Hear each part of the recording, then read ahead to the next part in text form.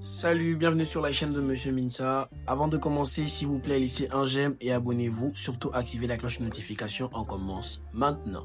Bonsoir à tous. J'espère que vous vous portez bien. C'est Monsieur Minsa. Bienvenue sur l'encours. Portant sur le commentaire composé. Ici, je vais vous apprendre des figures de style les plus importantes à utiliser dans le commentaire composé.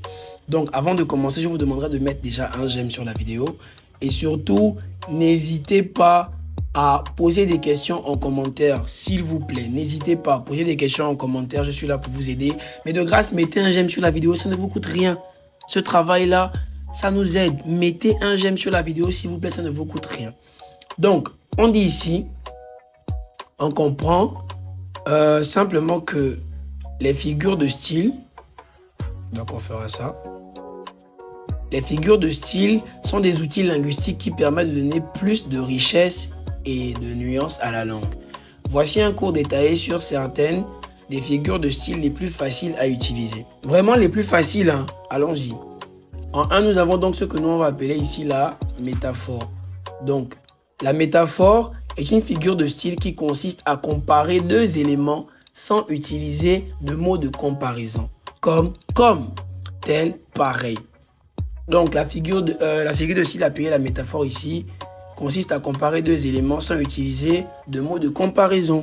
Elle établit une équivalence directe entre deux réalités distinctes. Exemple, cette femme est une véritable déesse. On compare la femme à une déesse sans utiliser de mots de comparaison. Il a des ciseaux dans les yeux. Pour dire qu'il a un regard très critique ou perçant. La comparaison, définition. La comparaison met en relation deux éléments avec un outil de comparaison. Comme, tel, pareil. Donc, on voit déjà la différence entre la métaphore et la comparaison. Exemple, elle est belle comme une rose. Il est rapide tel un guépard.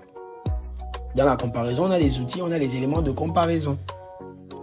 L'allitération. L'allitération. L'allitération est la répétition de consonnes identiques ou similaires dans une phrase ou un vers. Vous voyez que ça vous renvoie directement aux commentaires composés. Pour qui sont ces serpents qui sifflent sur vos têtes? Genre ainsi. Le chat chassait les charbons du champ. Vous aurez forcément ces éléments-là donc dans les vers. Ensuite, l'assonance. L'assonance est la répétition de sons vocaliques identiques ou similaires dans une phrase ou un vers. Donc vous voyez qu'à travers ces éléments-là, vous avez des trucs que vous pouvez retrouver dans le commentaire composé. Parce que si vous avez peut-être un poème, on parle de vers. Et là, il faudra forcément avoir ces éléments-là, l'allitération et l'assonance. Nous avons un exemple ici. Les sanglots longs des violons de l'automne. Paul Verlaine, autant pour moi. Tout m'afflige et me nuit et conspire à me nuire. Vous voyez que ça vous fait penser forcément au poème. Ensuite, on a la star, l'hyperbole. L'hyperbole est une figure de style qui consiste à exagérer pour mettre en relief une idée, une émotion ou une réalité. Exemple, je meurs de faim. On sait qu'on va jamais mourir à cause de la faim, mais on dit je meurs de faim. Il a versé des torrents de larmes. On ne pourra jamais verser plus de 5 litres. On est dans l'exagération, on le sait. Voilà. Ensuite, nous avons ce qu'on appelle la litote. La litote est une figure de style qui consiste à atténuer une réalité positive pour mieux la renforcer. Restez jusqu'à la fin, je vous donne une astuce. Exemple. Ce n'est pas mauvais pour dire que c'est très bon. Il n'est pas idiot pour dire qu'il est très intelligent. On comprend un peu le sens de la litote. Oui, je pense. L'antithèse. Ce n'est pas la philosophie. L'antithèse est une figure de style qui met en parallèle deux idées opposées pour souligner leur contraste. Je vis, je meurs. Je me brûle et me noie. Louise Labbé. Le navire était noir, mais la mer était blanche. L'oxymore. Définition. L'oxymore est une figure de style qui rapproche deux termes opposés pour créer une expression paradoxale. Exemple, une douce violence. Cette obscure clarté qui tombe des étoiles. Corneille. La personnification. La personnification attribue des caractéristiques humaines à des animaux, des objets ou des idées abstraites.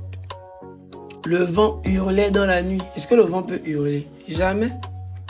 La rue assourdissante autour de moi hurlait. On le sait, là on a affaire à ce qu'on appelle la personnification. 10. La métonymie. La métonymie remplace un terme par un autre qui lui est lié par un rapport logique, comme le contenant pour le contenu, la cause pour l'effet, etc. Exemple. Boire un verre pour dire boire le contenu du verre. Il a lu tout Balzac pour dire les œuvres de Balzac. Ensuite, on a ce qu'on appelle la synédoque. Ici, qui est une figure de style qui consiste à désigner la partie pour le tout ou le tout pour la partie. Exemple, les voiles au loin descendent vers Harfleur. Ou les voiles représentent les navires. Une bouche souriante pour désigner une personne souriante. L'anaphore. L'anaphore ici est la répétition d'un mot ou d'un groupe de mots en début de phrase ou de verbes pour insister sur une idée. Ô rage, ô désespoir, ô vieillesse ennemie. Partout l'image, partout l'idole. Et on comprend que ces figures de style sont des outils précieux pour enrichir votre écriture et rendre vos textes plus expressifs et nuancés. En pratiquant leur utilisation, vous pourrez donner plus de profondeur et d'émotion à vos récits et poèmes. Autrement dit, à la rédaction de vos commentaires composés. Astuce. Parce que voici l'astuce.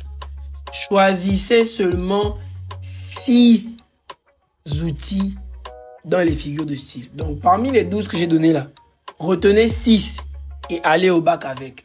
Vous allez me dire merci. Abonnez-vous, laissez un j'aime. Je suis Monsieur Minsa. Bien des choses à vous.